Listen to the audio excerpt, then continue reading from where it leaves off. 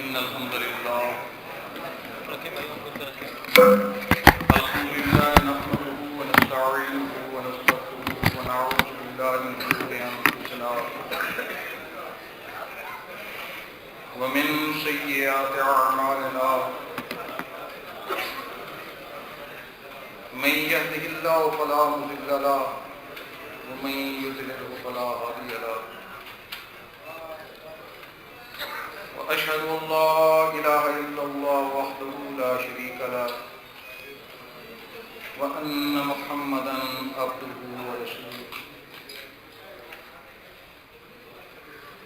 أما بعد فأعوذ بالله من الشيطان الرجيم بسم الله الرحمن الرحيم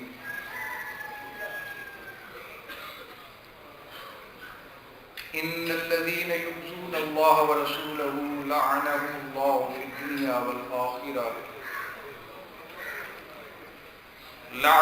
الله في الدنيا والآخرة وأعد لهم عذابا مهينا.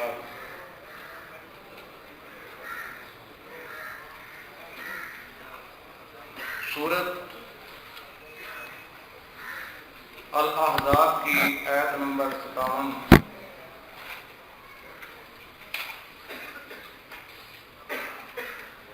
آپ کے سامنے تلاوت کی ہے.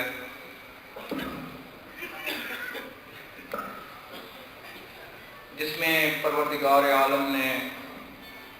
فرمایا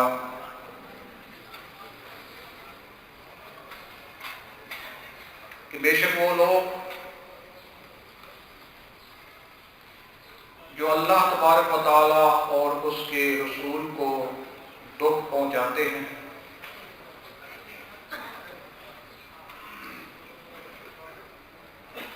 ان پر اللہ تبارک و تعالی کی اس دنیا میں بھی لعنت ہے اور آخرت میں بھی لعنت ہے.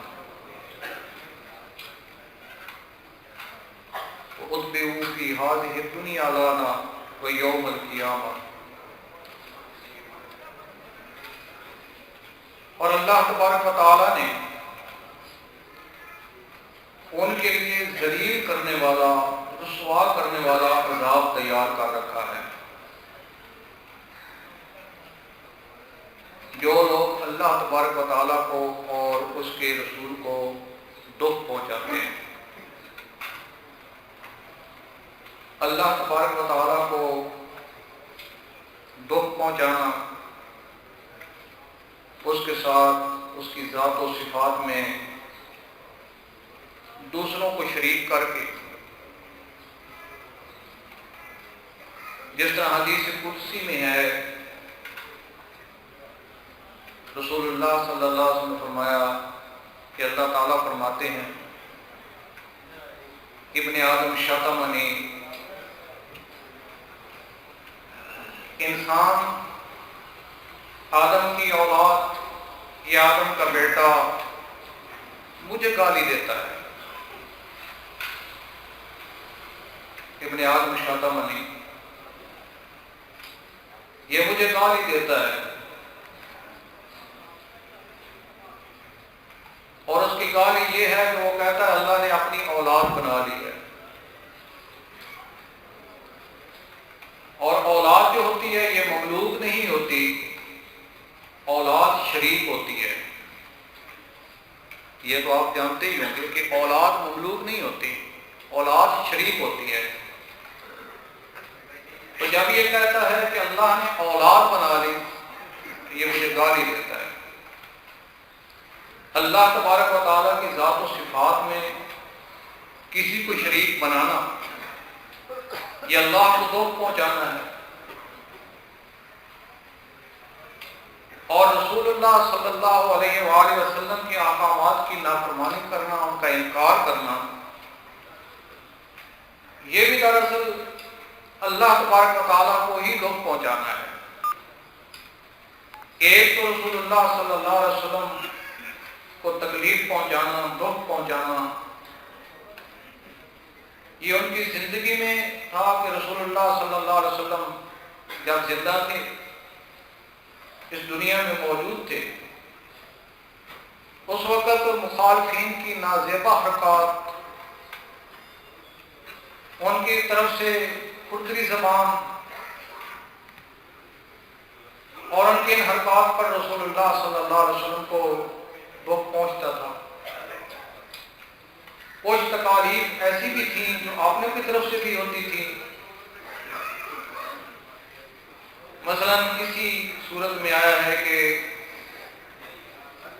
رسول اللہ صلی اللہ علیہ وسلم جب کھانے کے لیے بلاتے تھے صحابہ کرام کو، تو ایک مرتبہ ایسا بھی ہوا کہ کوئی صحابی باتیں کرتے کرتے کرتے دیر لگا دی بیٹھے رہے، اور رسول اللہ صلی اللہ علیہ وسلم بڑے پریشان رہے کہ کسی طرح یہ اٹھ جاتے۔ اس وقت بھی ان کو جو ہے دلی طور پر تکلیف پہنچی۔ بہرحال اس سے پہلے کہ میں اس کی مکمل وضاحت کروں، تھوڑی سی پہلے میں ایک جو ہے وہ تمہید آپ کے سامنے آپ کو سنانا چاہتا ہوں کہ قرآن کریم اللہ تبارک و تعالی اور رسول اللہ صلی اللہ علیہ وسلم دین اسلام، اس کی توہین یہ کائنات کا سب سے بیہودہ اور اس کائنات کا سب سے سنگین، قابل نفرت اور ناقابل معافی جرم ہے، ناقابل معافی فعل ہے، جس پر مسلمانوں کے ساتھ ساتھ تمام متمدن اقوام عالم کو سراپا احتجاج بن جانا چاہیے، کیونکہ یہ ایسا گناہانہ فعل ہے کہ جیسے تمام انبیاء، تمام آسمانی کتابیں اور تمام صحیفوں کے تقدس کو پامال کرنے کی چیزیں مترادف ہیں۔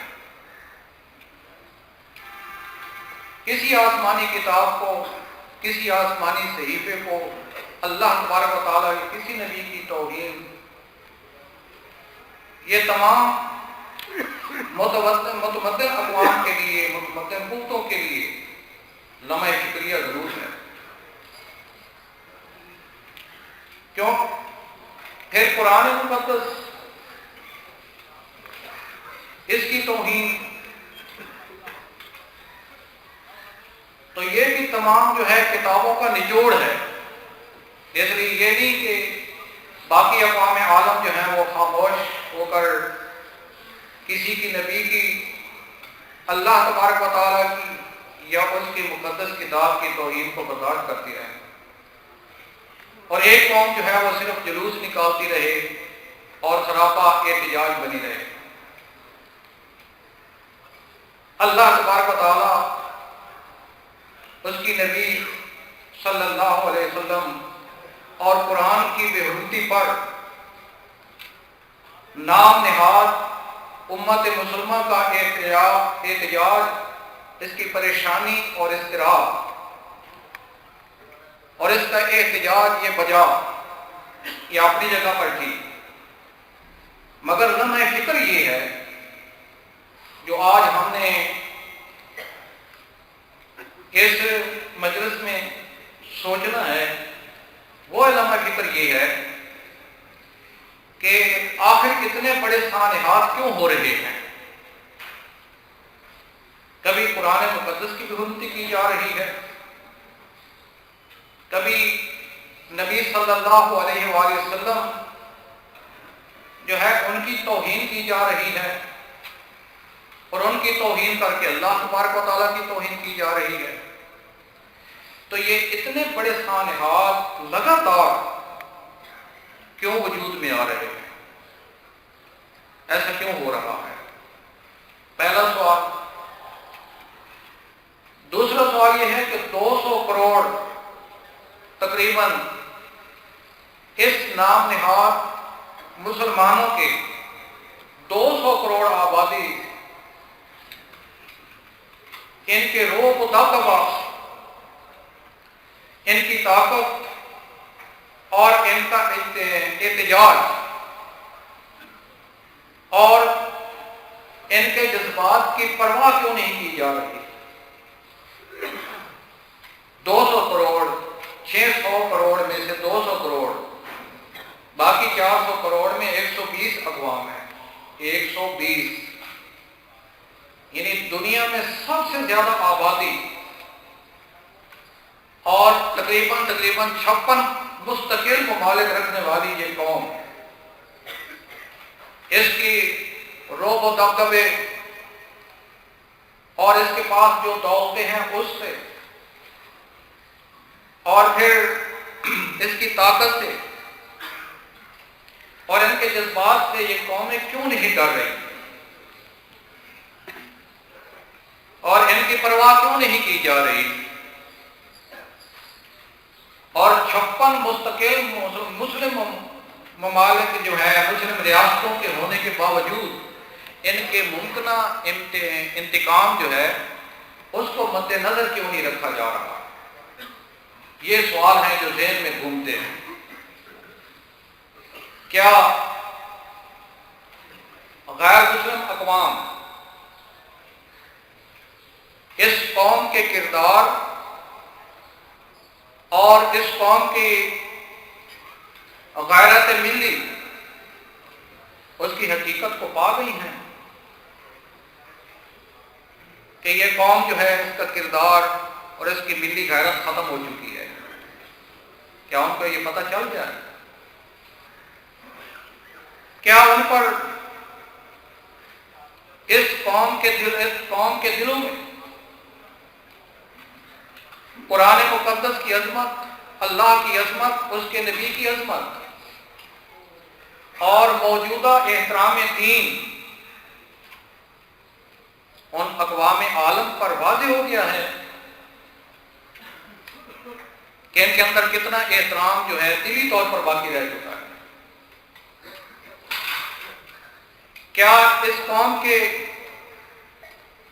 عشق رسول کے کھوکھلے دعووں کو، اس قوم کی عشق رسول کے کھوکھلے دعووں کی وہ حقیقت سے آگاہ ہو گئے ہیں غیر مسلم اقوام؟ کیا وہ عشق الہی کے نعرے جو یہ لگاتے ہیں اس کی تہہ تک وہ پہنچ چکے ہیں جو غیر مسلم اقوام ہیں؟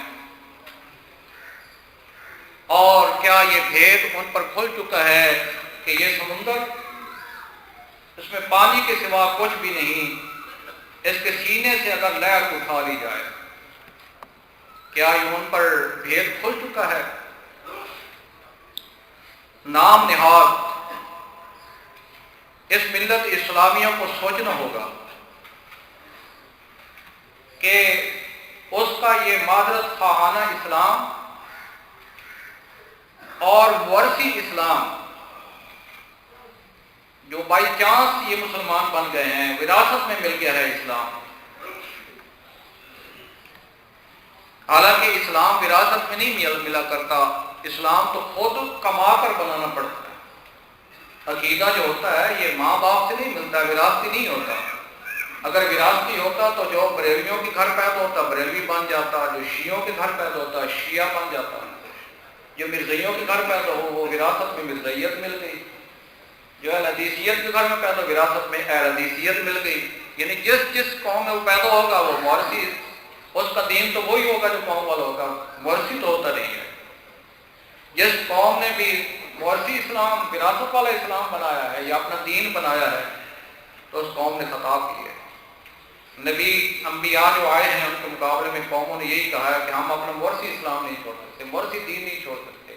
ہم اپنا وراثت والا عقیدہ نہیں چھوڑ سکتے۔ وجدنا علیہ آباءنا، ہم نے اپنے آباء و اجداد کسی پر پایا اور ہم اسی پر لگے رہیں گے۔ یہ وراثت میں زمین تو مل سکتی ہے، جائیداد مل سکتی ہے، کوٹھیاں مل سکتی ہیں، اور چیزیں مل سکتی ہیں، لیکن اسلام وراثتی نہیں۔ یہ تو حسن اتفاق ہے کہ کسی کے والدین صحیح العقیدہ ہوں اور مومن ہوں تو ان کے گھر میں وہ پیدا ہو جائے، تو اس کو اتنا نہ سوچنا پڑے۔ لیکن اسلام جو ہے وہ سوچ سمجھ کر پوری طرح اپنے صلاحیتوں کو بروئے کار لا کر اسلام کے متعلق جو ہے سوچ سمجھ کر اس کا جو ہے اپنانا پڑے گا اور عقیدہ بنانا پڑے گا. یہ وراثت میں نہیں، یہ قومی چیز نہیں ہے کہ جس طرح کسی کی قوم تبدیل نہیں ہوتی اس طرح یہاں پاکستان کا اسلام بھی تبدیل نہیں ہوتا. کوئی چوری کر رہے، جس طرح قوم ہوتی ہے نا، قوم کوئی چوری کر لے تو اس کی قوم وہی رہتی ہے، ڈاکہ مار لے کوئی اس کی قوم وہی رہتی ہے، کوئی کسی کو قتل کر دے اس کی قوم وہی ہوگی جس قومیت میں وہ چل رہا ہے. قومیت نہیں تبدیل ہوگی، چوری ڈاکہ زنا قتل کوئی چیز کرنے سے اس کی قومیت تبدیل نہیں ہوگی. ان لوگوں کا اسلام بھی تبدیل نہیں ہوتا، چاہے کفر شرک کریں، چاہے جو مرضی کرتے رہیں، اسلام پھر بھی یہ مسلمان رہتے ہیں. جتنے فرقوں میں تقسیم ہو جائیں پھر بھی مسلمان رہتے ہیں، جو عقیدہ اور نظریہ اپنا لے پھر بھی مسلمان رہتے ہیں. تو یہ قومی اور ورثی اسلام، کیا قوموں کو، غیر مسلم اقوام کو پتہ چل گیا ہے کہ ان کا جو اسلام ہے، ان کا جو دین ہے وہ ورثی ہے، اور ان کا جو ہے دین اسلام اب انہوں نے قومی بنا لیا ہے؟ کیا ان پر یہ بات جو ہے وہ منکشف ہو چکی ہے؟ تو یہ ان کا جو ہے زبانی کلامی عشق رسول اور قرآن سے علمی اور عملی لا تعلقی کیا جو ہے یہ موجودہ سانحات بن رہے ہیں. تو ان سانحات اصل سواب یہ تو نہیں ہے. سوچنے کی یہ بات ہے کہ کیا ان غیر مسلم اقوام پر یہ سارے راز جو ہیں یہ فاش ہو چکے ہیں؟ اگر ایسا ہے، اور یقیناً ایسا ہے کہ واقعی ہی یہ قوم اسلام سے دور ہو چکی ہے، تو اگر یقیناً ایسا ہی ہے تو پھر اس کی مخالفت پر احتجاج کے ساتھ ساتھ اس قوم کو یہ بھی سوچنا ہوگا کہ ان ھذہ امتکم امۃ واحدہ، اللہ تبارک و تعالیٰ نے اس کائنات میں جتنے انسانیت کا ریلا چلا ہے بہت بڑی تعداد میں اپنے انبیاء کو بھی بھیجا ہے کہ یہ ملت ایک ملت رہے، یہ آپس میں جدا جدا نہ ہو جائے. پھر ہر آسمانی تعلیم میں خصوصی طور پر اس کی ہدایات دی جاتی رہی کہ یہ ملت ایک ملت رہ جائے، کہ اگر متفق متحد اور ایک نظریے پر یہ ملت قائم رہی تو دنیا کی کوئی طاقت جو ہے اس کی طرف آنکھ اٹھا کر نہیں دیکھ سکے گی. اور فرمایا وَأَنْتُمُ الْأَعْلَوْنَ إِن كُنتُم مُؤْمِنِينَ، اور اگر ایک ایمان والے نظریے پر، ایک نظریے پر قائم رہے تو دنیا میں سپر طاقت ہمیشہ آپ ہی رہو گے. تو کیا اگر ایسا ہے تو پھر یہ اہتمام ضروری کرنا پڑے گا کہ یہاں دیکھا جائے کہ کیا ہم نے جو اسلام کا دعویٰ کیا ہے، یہ قوم جو بڑے دعوے کر رہی ہے کہ ہمارے اندر عشق رسول ہے، ہمارے اندر عشق قرآن ہے، ہم اللہ کو مانتے ہیں، دیکھیں کہ کیا وہ اس طرح تو نہیں مان رہے جس طرح مشرکین مکہ مان رہے، جس طرح پہلے اقوام عالم مان رہی تھے اور ان پر اللہ تبارک و تعالیٰ کے عذاب نازل ہوئے ہیں. کہ فرمایا کہ وہ صدیوں کے فاصلوں کا شکار ہو گئے، حتیٰ طال علیہم الامد فقست قلوبہم، کہ وہ صدیوں کے فاصلوں کا شکار ہوئے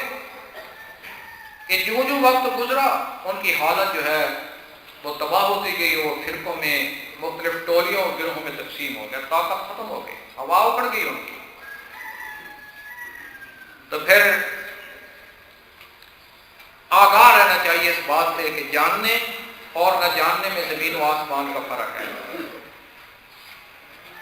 جاننے میں اور نہ جاننے میں زمین و آسمان کا فرق ہے. حال یستوی الذین یعلمون والذین لا یعلمون، کہ جاننے والے اور نہ جاننے والے برابر نہیں ہو سکتے. قرآن سے، اللہ تبارک و تعالیٰ کی عظمت سے، رسول صلی اللہ علیہ وآلہ وسلم کی عظمت اور عزت سے نا آشنا قوم اگر اس کے بارے میں ان کی توہین کرے یا ناقدری کرے تو یہ بھی ایک سنگین جرم ہے. لیکن اس جرم کی سنگینی میں اس وقت اور زیادہ اضافہ ہو جاتا ہے کہ अल्लाह के नबी, कुरान मुक़द्दस और अल्लाह तबारक व तआला की अज़मत,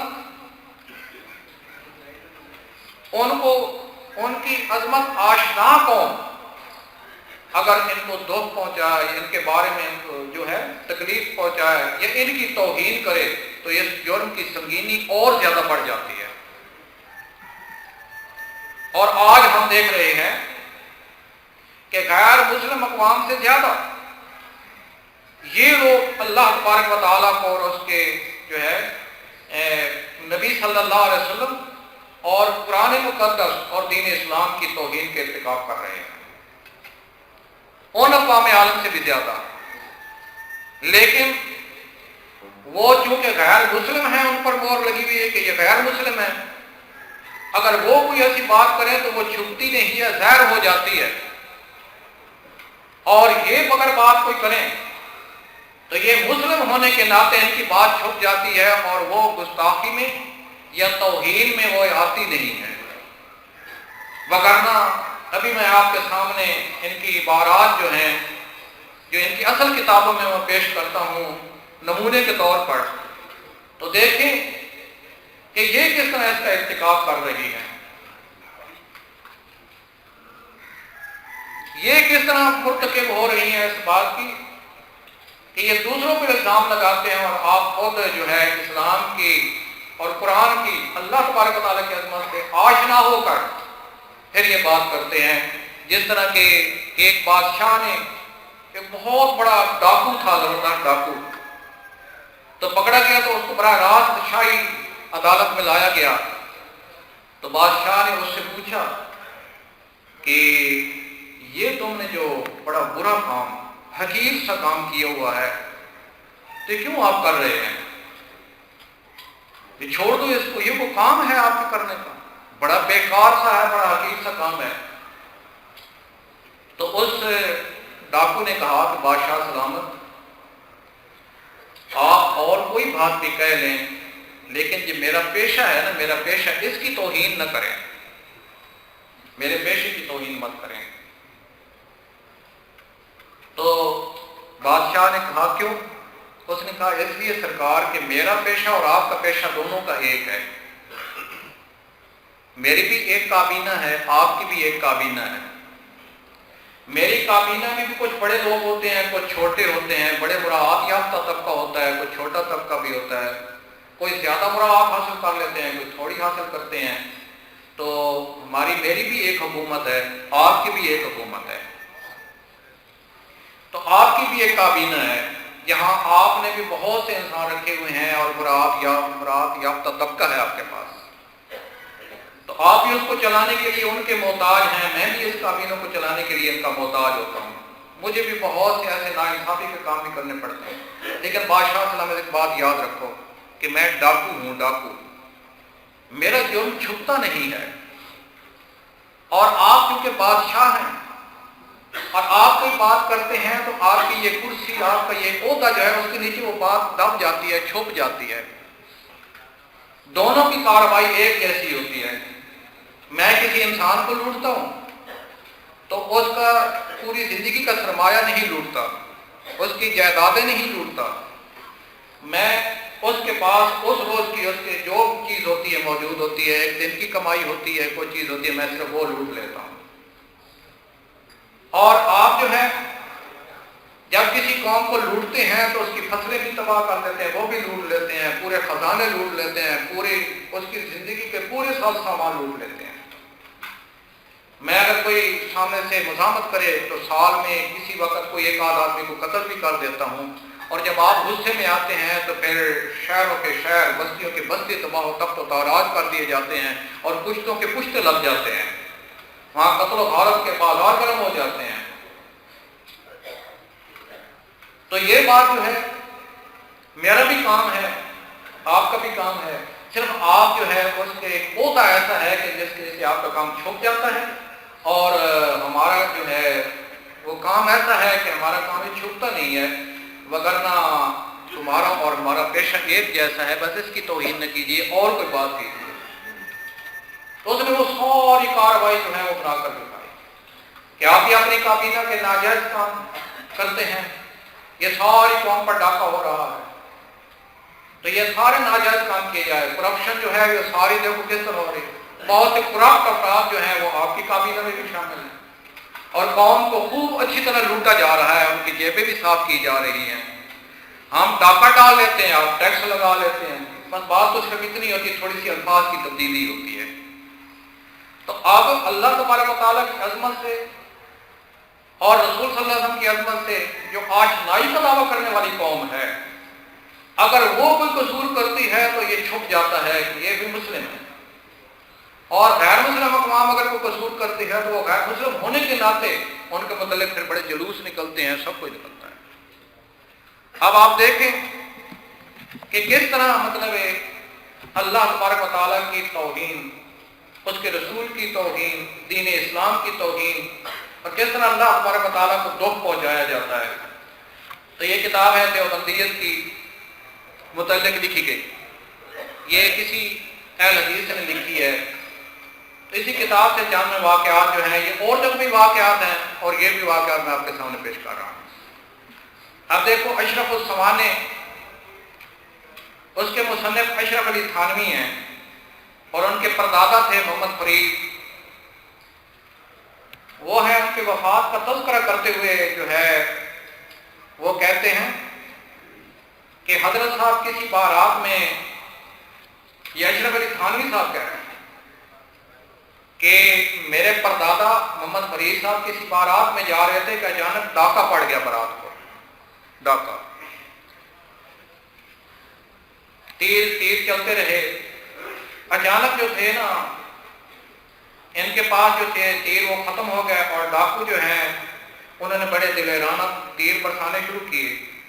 ڈاکو کی تعداد بہت زیادہ تھی اور ادھر بیسر و سامانی تھی. یہ مقابلے میں شہید ہو گئے.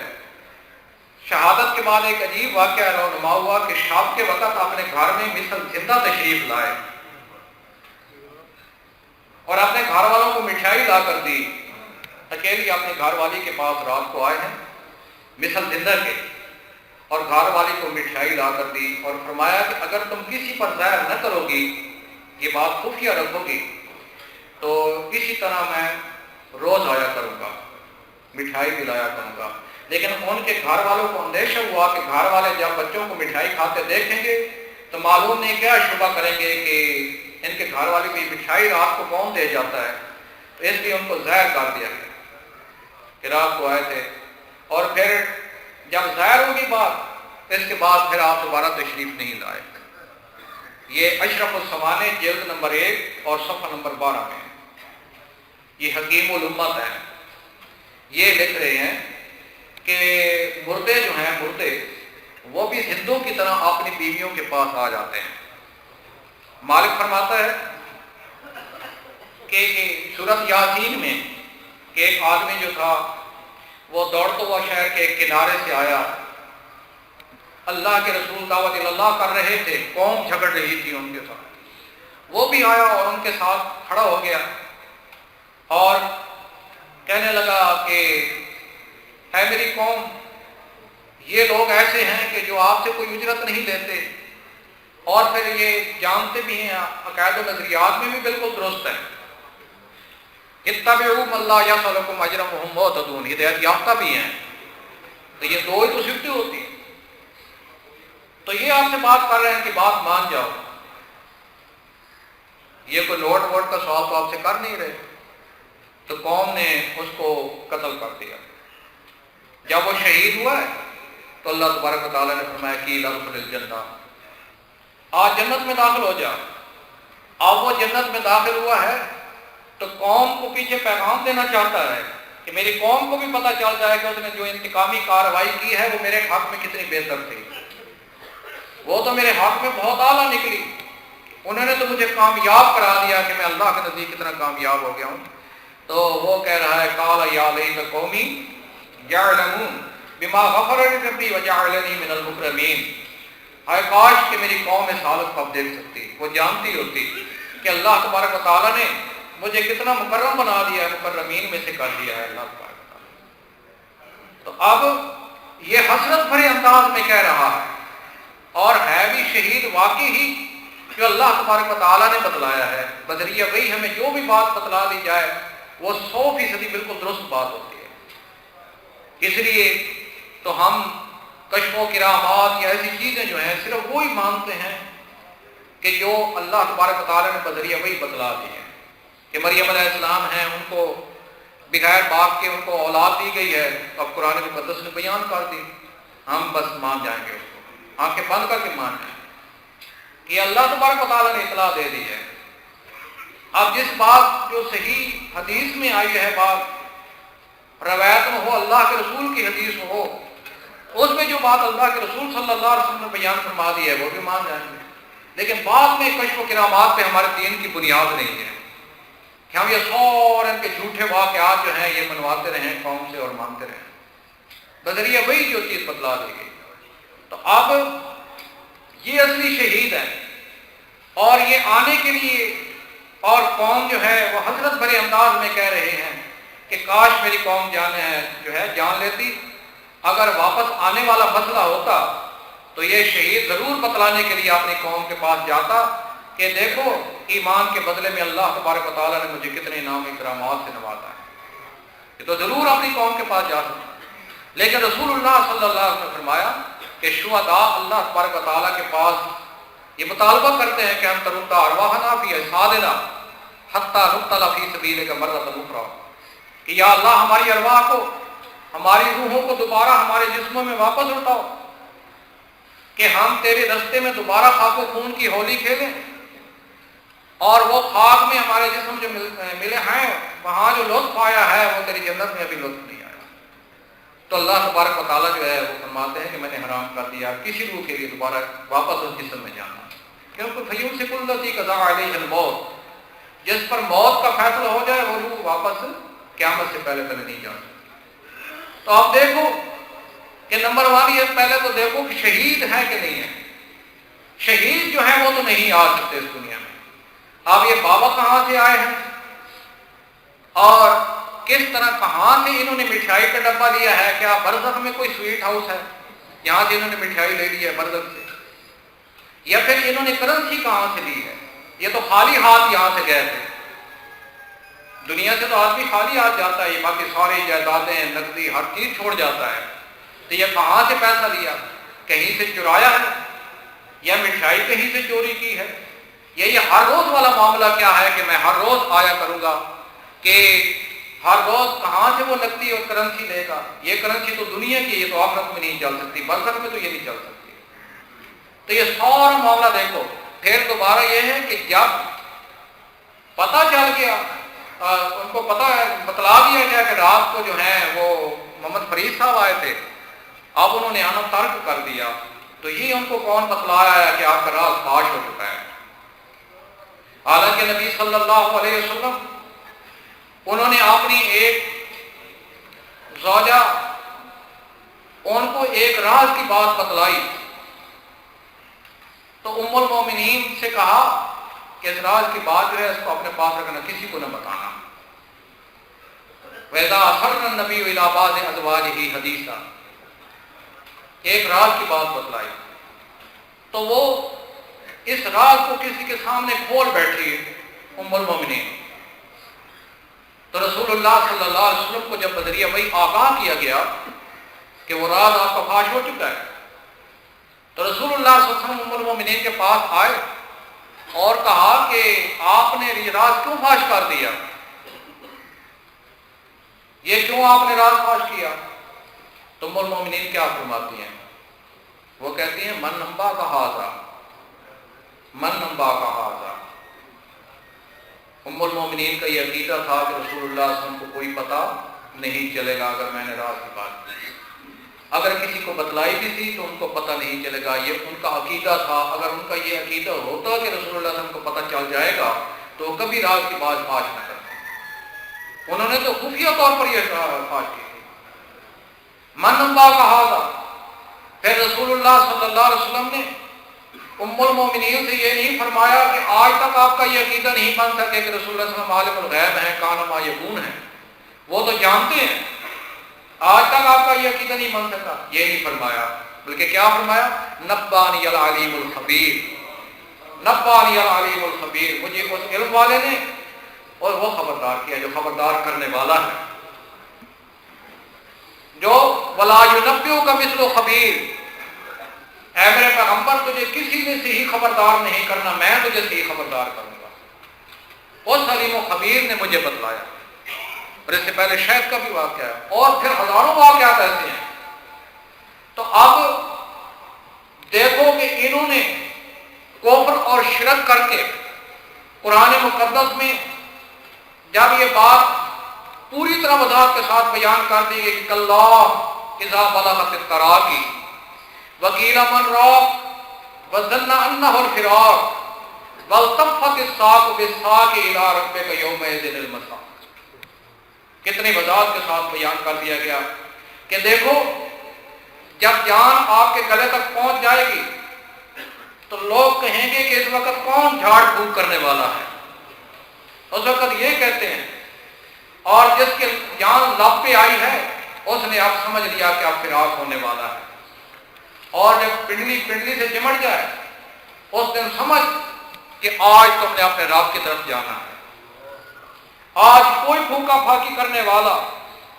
کوئی دم درود کرنے والا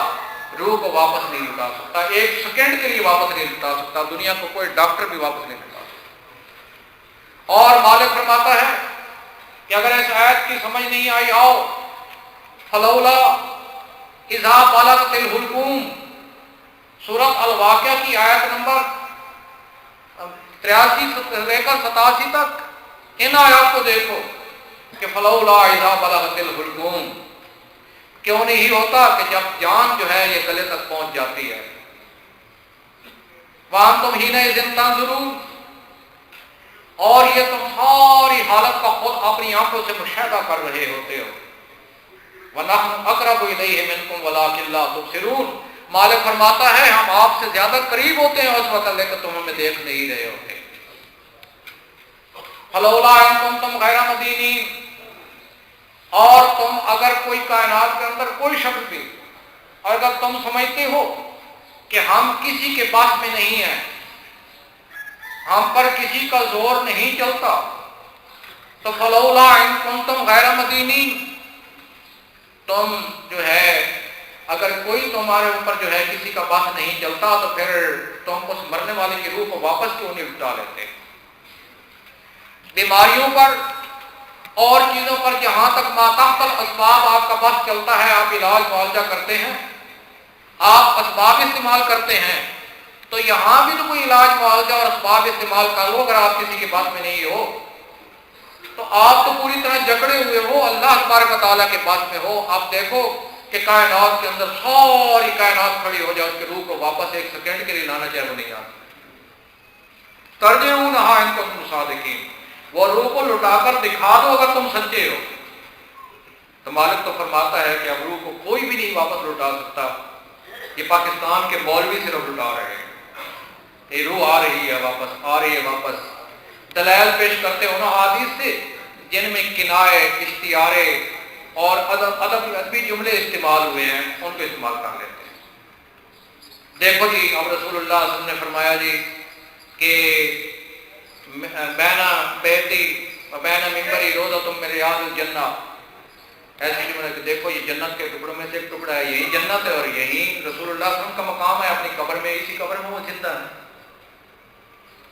تو ان سے جب کہا جاتا ہے کہ دیکھو اللہ تبارک و تعالیٰ کے رسول نے تو جنت کئی جگہ فرمائی ہے، تو یہ تو استعارے کنایہ والی بات ہے کہ یہ جنت کا ٹکڑا کا مطلب یہ ہے کہ یہاں صلاتیں پڑھو مسجد میں آ کر، تو مسجد میں صلاتیں پڑھنے کا بہت زیادہ ثواب ہوگا، اور خصوصی طور پر خانہ کعبہ میں مسجد نبی میں صلاتیں پڑھنے کا اور زیادہ ثواب ہوتا ہے۔ تو جنت حاصل کرنے کے لیے یہاں جماعت کے ساتھ صلات پڑھا کرو۔ وہ تو یہ بیان ہو رہا ہے، حالانکہ یہ نہیں بیان ہو رہا کہ وہ اصلی اور وہی جنت جو ہے وہ یہاں آ گئی ہے۔ اگر وہ یہاں آتی تو پھر وہاں کسی مشرک کا داخلہ ناممکن تھا،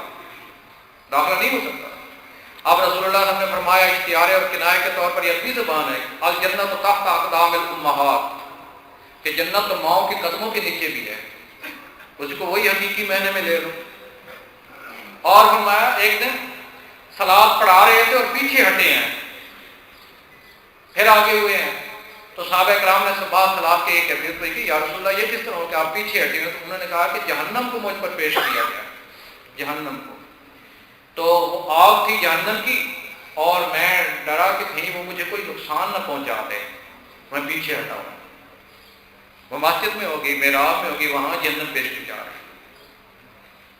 تو یہ حقیقی چیز نہیں، وہ اسی وقت اسی چیز کے لیے رسول اللہ صلی اللہ علیہ وسلم پر انکشاف کیا گیا ہے۔ تو فرمایا کہ میں نے دیکھا ہے اس جہنم میں وہ کھونٹی والے آدمی کو جو ایک ٹیڑھی لکڑی رکھتا تھا اپنے پاس اور حاجیوں کا سامان چرایا کرتا تھا، وہ گزرتا تھا حاجیوں کے سامان کے ساتھ سے، وہ اس لکڑی کے ساتھ اٹکا دیتا تھا ان کے سامان کو، جب کسی کو پتہ چلتا